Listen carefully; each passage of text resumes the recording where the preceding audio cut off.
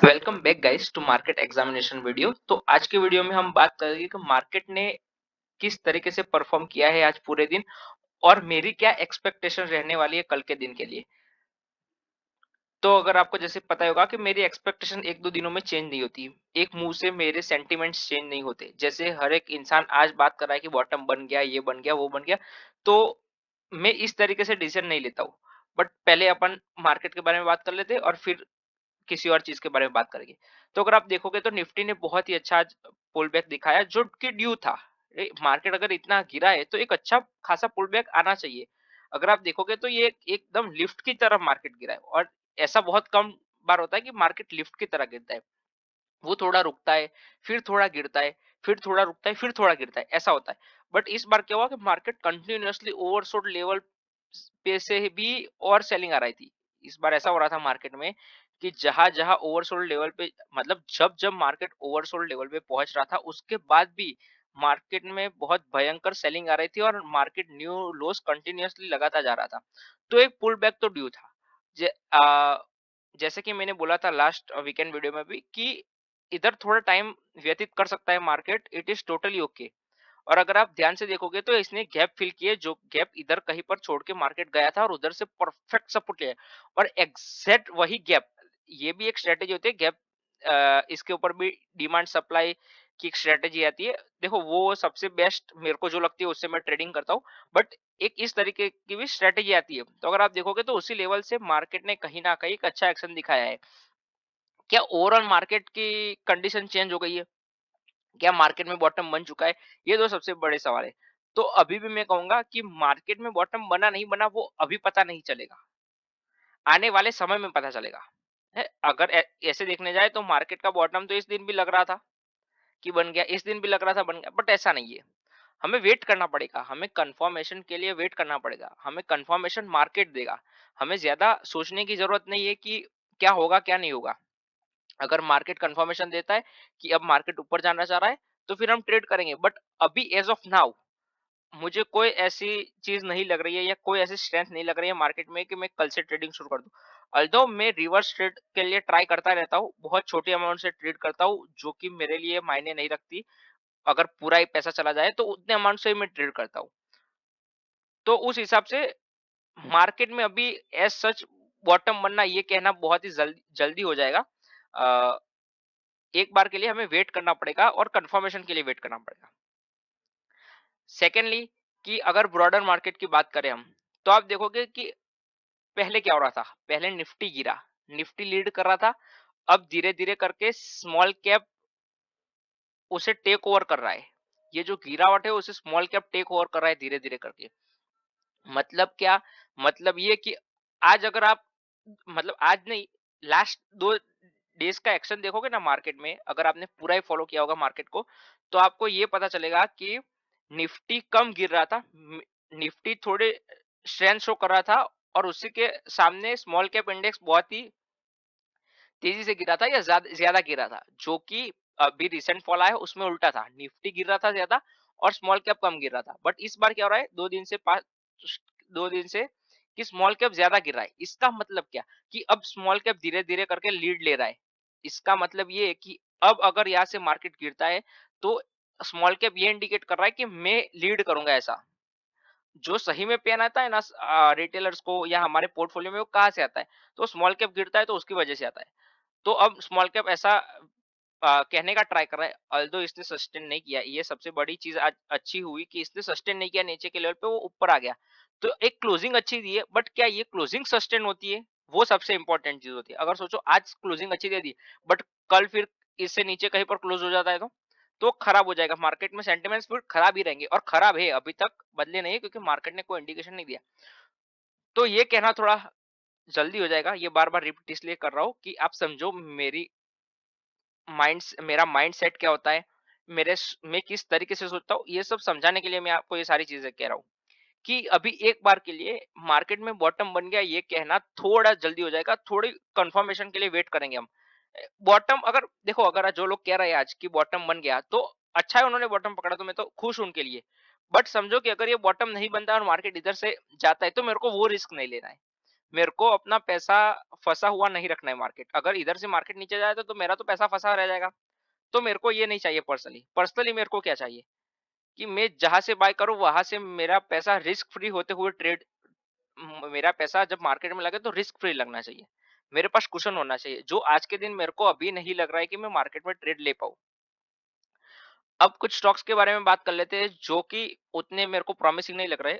1 minute, उससे पहले अपन बात कर लेते हैं एफआईआईज़ की। तो आज इतना अच्छा मार्केट था, फिर भी अगर आपने एफआईआईज़ का डेटा देखा होगा तो 9,000 करोड़ की सेलिंग की है। तो दैट इज़ मैसिव सेलिंग, और एफआईआईज़ लगातार सेल कर रहे हैं, लगातार। बहुत ही अग्रेसिव सेलिंग कर रहे हैं, और हम रिटेलर्स पागलों की तरह एसआईपी बाय ऑन डिप अभी से करने शुरू लग गए। मेरा पर्सनली व्यू मैंने बता दिया था कि मैं मेरा व्यू क्या होने वाला है मीटिंग में, कि मैं ऐसा-ऐसा सोच रहा हूँ कि मैं कब इन्वेस्टिंग करूँगा, ये सब मैंने बता दिया था। तो अभी मैं उस पर टाइम वेस्ट नहीं करूँगा। बट मैं ये कहूँगा कि अभी थोड़ा जल्दी हो जाएगा। मेरे को देखो, इधर से अगर पैसा बनता है, अगर सब लोगों ने, अगर ये बॉटम बनता है और सबने पैसा आज ही लगा दिया है, तो मैं खुश हूँ। मेरे को कोई दिक्कत नहीं है। मेरे को लेट एंट्री करनी है। मैं बॉटम पे तो कभी एंट्री नहीं करने वाला हूँ। मेरे को जब मार्केट ऐसे ऊपर आके रुकेगा तो इधर एंट्री करनी है, और फिर ऊपर जाएगा तब एंट्री करनी है। मेरे को बॉटम कभी नहीं पकड़ना है। तो मेरे लिए बॉटम अभी बन गया, वो कहना थोड़ा जल्दी है। अभी एफआईएस की तरफ से भी आप देखो तो कंटिन्यूअसली सेलिंग आ रही है, और इतना मार्केट बढ़ने के बाद भी ऐसी खतरनाक सेलिंग, ये मतलब माइंड ब्लोइंग चीज कहलाएगी कि बहुत तगड़ी सेलिंग कर रहे हैं वो लोग। और उनको अपन लिक्विडिटी भी प्रोवाइड कर रहे हैं, म्यूचुअल फंड में पैसा लगा के, टॉप अप करके, buy on dip, buy on dip, buy on dip, ये कर करके। तो अब ये सारी चीजें जब हो रही है ना, तो मेरे को चाहे मार्केट सरप्राइज करेगा। मार्केट ने जैसे अभी सरप्राइज ही करा है मार्केट को, क्योंकि किसी ने बिलीव ही नहीं किया था कि मार्केट में ऐसा कुछ भी हो सकता है। तो अभी सब लोग सरप्राइज ही हो रहे हैं। अब अपन बात करते हैं कि कुछ स्टॉक्स की जो मेरे को उनके सेटअप्स अच्छे लग रहे हैं। और एक स्टॉक के बारे में बताऊंगा कि मैंने जो स्टॉक बाय किया है। देखिए, जो मैंने आज बोला था कि मैंने एक पोजीशन बनाई है, बहुत ही छोटी पोजीशन, जो मेरे को फर्क नहीं पड़ेगा अगर जीरो हो जाएगी। तो वो है विंध्या वायर्स। तो इसमें मैंने पोजीशन बनाई है, बट इसमें मेरा जिस जिस स्ट्रेटेजी से मैंने पोजीशन बनाई है, वो थोड़ी अलग थी। तो इसकी वजह से मैंने ये आपके साथ शेयर नहीं किया। बाकी अगेन, अगर ब्रेकआउट ट्रेडिंग की होती, और रिस्क भी है, मार्केट अभी बहुत ही खराब चल रहा है, तो रिस्क रिस्क भी ज्यादा है। तो इसलिए मैं नहीं चाहता हूँ कि आप लोग रिस्क की ट्रेडिंग करें, इसलिए मैं नहीं बताता हूँ। मेरे को ऐसा नहीं होता कि मैं आपको बताऊँ और आप पैसा मतलब मैं आपको ना बताऊँ और आप पैसा ना कमा पाओ, ऐसा मेरे को नहीं होता। मेरे को होता है कि अगर मैंने रिस्क लिया है, बट आप लोग रिस्क लोगे और पैसा गवाओगे, तो वो मेरे ऊपर आएगा। तो मेरे को वो बर्डन नहीं चाहिए। इसलिए मैं नहीं बताता हूँ ऐसे स्टॉक जो मेरे को रिस्की लगते हैं। ऑफ कोर्स इसमें रिटर्न आ सकते हैं, बट आज अभी इस वक्त मेरे को वो रिस्की लगा, इसलिए मैंने शेयर नहीं किया, दैट्स इट। अब अपन कुछ स्टॉक्स की बात कर लेते हैं। तो पहला स्टॉक है ओमनी इंजीनियरिंग। तो ये एक अच्छा आईपीओ था, और आज ब्रेकआउट करने का ट्राई किया है। आज पिक्चर परफेक्ट ब्रेकआउट भी हुआ है, बट सस्टेन नहीं किया है इसने। जनरली मैं ऐसे आईपीओ बेसिस बाय नहीं करता जिनमें ऑलरेडी ब्रेकआउट हो चुका हो। मैं फिर मूव ऑन कर जाता हूँ। अगर एक बार स्टॉक ने ब्रेकआउट कर दिया, तो फिर मैं वो स्टॉक को छोड़ के फिर अगले स्टॉक पे चला जाऊंगा, अगर मार्केट अच्छा होगा। बट क्योंकि अभी मार्केट अच्छा नहीं है और इतना सेटअप अवेलेबल नहीं है मार्केट में, तो मेरे को फिर इसे चूज करके रखना पड़ा है। अब अपन बात करते हैं सीपी प्लस की। ये बहुत ही अच्छा सेटअप है। एक लो चीट एंट्री पॉइंट बन रही है। एंट्री इधर ऊपर के लेवल्स पे ही होगी, फाइनल एंट्री। बट अभी एक मार्केट को देखते हुए इधर एंट्री करना मतलब कंफर्टेबल मेरे को लग रहा है। बट ये सब चीजें बता रहा हूँ, तो इसका मतलब ये नहीं कि मैं कल बाय करने वाला हूँ। नहीं, मैं सिर्फ बता रहा हूँ कि इन सबको मैं ट्रैक करने वाला हूँ। मैं बाय करूंगा, मैं बता के बाय करूंगा। अपन फिर बात कर लेते हैं अवंती फीड्स की। तो अगर ये स्टॉक देखो आप, तो आप ये देखोगे कि 2018 से ये स्टॉक ने कोई एक्शन ही नहीं दिखाया है मार्केट में, बट इस बार सबसे ज्यादा लीड करने वाला स्टॉक यही है, अवंती फीड्स। पूरा मार्केट गिर रहा है, ये स्टॉक अकेला ऑल टाइम हाई के आसपास आके खड़ा है। Of course all time high से वो नीचे होगा कुछ परसेंट, 18%, बट कहीं ना कहीं ऊपर के लेवल्स पे वो सस्टेन कर रहा है। एक परफेक्ट नहीं है, बट शायद ट्राई किया जा सकता है, इसलिए मैंने रखा है। मैं अगेन मैं रिपीट कर रहा हूँ, मैं बाय कुछ भी नहीं करने वाला हूँ। फिर ये स्टॉक है, इतना अच्छा प्रॉमिसिंग सेटअप नहीं है, बट मैं नहीं, इसको भी ट्रैक करने के लिए रख रहा है। Glenmark pharma. जो लोग फार्मा की बात कर रहे हैं, अगर आप इंडेक्स नहीं पकड़ पाओगे फार्मा में, आपको स्टॉक्स ही पकड़ने पड़ेंगे। तो स्टॉक्स कौन से है फार्मा में? तो मेरी नज़र में सब कुछ होता है, फार्मा सेक्टर चल रहा है वो भी मेरे को पता है, ऑटो सेक्टर चल रहा है वो भी मेरे को पता है। मेरे को जितने सेक्टर अगर मार्केट में चल रहे हैं, अगर लोगों को पता है तो वो मेरे को 110% पता ही होगा। बट मेरे को चाहिए कि स्टॉक्स भी तो सेटअप होने चाहिए ना। अगर इंडेक्स चल रहा है बट स्टॉक सेटअप नहीं हो रहे तो मैं क्या करूं बताओ। तो मेरे को चाहिए स्टॉक सेटअप होने चाहिए। तो उसी तरीके से फार्मा में मेरे को अभी फिलहाल एक ही स्टॉक सेटअप होता हुआ दिख रहा है, वो भी स्ट्रेंथ के साथ। बट क्योंकि ये लार्ज कैप स्टॉक है, मेरे को पर्सनली पसंद नहीं आते ऐसे स्टॉक्स को ट्रेड करना, क्योंकि बहुत ही टाइम लग जाता है अच्छे खासे रिटर्न्स मिलने में। बट अगर कोई ट्राई करना चाहता है तो ये स्टॉक एक अच्छा कंटेंडर बन सकता है इन लेवल्स के आसपास। अगर अभी इसमें एंट्री नहीं है बट यहाँ ऊपर आके बेस बनाता है, एक picture perfect text book setup cup and handle का फॉर्मेशन और फिर ब्रेकआउट, बहुत ही अच्छा सेटअप है ये, तो अच्छा मूव आ सकता है। बट क्योंकि स्लो मूव आएगा इसलिए मैं दूर रहूंगा। फिर बात करते हैं हम बीएससी की। एक picture perfect text book setup वाला चार्ट है ये।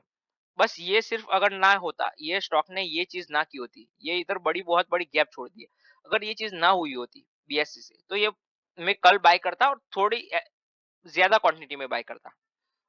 जो टेस्टिंग पोजीशन में ले रहा हूँ अभी बहुत छोटी छोटी, उनसे थोड़ी ज्यादा पोजीशन में बाय करता, क्योंकि एक अच्छा चार्ट बना है। बट इसको भी अगर देखना है तो कोई देख सकता है। एक अच्छा मतलब कॉन्ट्रैक्शन जोन में है अभी, और फिर अगर उधर से फटता है, मार्केट सपोर्ट करना चाहिए, सबसे इंपॉर्टेंट है मार्केट। मार्केट सपोर्ट करता है तो बहुत अच्छी तरीके से ऊपर जाएगा। अब हम बात करते हैं एथर इंडस्ट्रीज की। तो अगर आप एथर इंडस्ट्रीज को देखो तो इतना प्रॉमिसिंग सेटअप नहीं लगेगा आपको, क्योंकि अभी वो रेडी नहीं है। अभी सेटअप 110% रेडी नहीं है। कुछ सेटअप ऐसे होते हैं ना, जो अगर मैं देखूंगा ना मेरे को पसंद आ जाएगा, भाई साहब क्या सेटअप है, इसको तो मैं बाय ही करूंगा ऐसा। एक और स्टॉक था शायद हाँ ये भी था, तो इसको भी आप देख सकते हो अगर कोई देखना चाहे तो। सीसीएल ये भी एक अच्छा सेटअप बना रहा है, ये picture perfect text book setup से। ये जो स्टॉक के बारे में बता रहा है वो परफेक्ट, एकदम परफेक्ट चार्ट है। बट क्योंकि मार्केट का सपोर्ट नहीं है, मैं इन सब स्टॉक्स को बाय नहीं कर पाऊंगा। अगर उसी तरीके से मैं एक और एग्जांपल दूं कि मैं क्यों स्टॉक्स को बाय नहीं करता, तो ये रहा कि एरोफ्लेक्स मेरी एम लिस्ट में था। मीटिंग में भी बताया था, वीडियो में भी आपने किसी ने देखा हो तो एम लिस्ट में पड़ा होगा। तो ये मेरी एम लिस्ट में था, बट मैं बाय नहीं करूंगा क्योंकि मार्केट खराब है। ऑफ कोर्स मार्केट ऊपर आया है, बट मेरे को अनसर्टेनिटी थोड़ी भी नहीं चाहिए, मेरे को चाहिए कंफर्मेशन, तभी मैं ट्रेडिंग करता हूँ। तो अभी कंफर्मेशन नहीं मिला है मुझे। मार्केट जब कंफर्मेशन मतलब कंफर्म करेगा कि अब मार्केट यहाँ से ऊपर जाना चाहता है, उस दिन अपन ट्रेड करना शुरू कर देंगे। और मैं चाहता हूँ कि अब जितने भी लोग देख रहे हो वीडियो को अंत तक, तो कमेंट करो ताकि मेरे को पता चले कितने लोग इंटरेस्टेड है। क्योंकि जो जो लोग कमेंट करेंगे हर एक वीडियो में, उनके लिए मैं पर्सनली एक अलग से ग्रुप बनाने वाला हूँ। और उसमें मैं जब ट्रेड लेने वाला हूँ उससे पहले या तुरंत आके बताने वाला हूँ वो। बट मैं देखना चाहता हूँ कौन कौन सही में वीडियो आखिर तक देख रहा है। और किसी को बताना मत, क्योंकि फिर वहां भी भीड़ हो जाएगी तो मजा नहीं आएगा। मुझे चाहिए वही लोग जो सही में सीखना चाहते हैं, जो स्टॉक्स के लिए आते हैं कि स्टॉक्स दे दो हम बाय कर लेंगे, मेरे को वो लोग नहीं चाहिए। मेरे को चाहिए सही में कौन सीखना चाहता है। तो कमेंट करो हर एक वीडियो में, मैं जितने भी वीडियो, कुछ हेल्प कर हो जाएगी मेरी भी। अगर वीडियो में आप कमेंट करोगे, लाइक करोगे, तो उससे मेरी वीडियो को भी अच्छी रीच मिलेगी। तो उतनी हेल्प कर सकते हो तो कर दो, तो हम दोनों को बेनिफिट होगा। ताकि आपको भी आगे अगर मैं वो ग्रुप बनाने का सोचता हूँ अलग से प्राइवेट, तो उसमें मैं आपको ऐड कर पाऊंगा। मेरी ध्यान रहेगी अच्छा ये बंदा पहले दिन से कमेंट करता हुआ आ रहा है। तो दैट्स ऑल फॉर टुडे।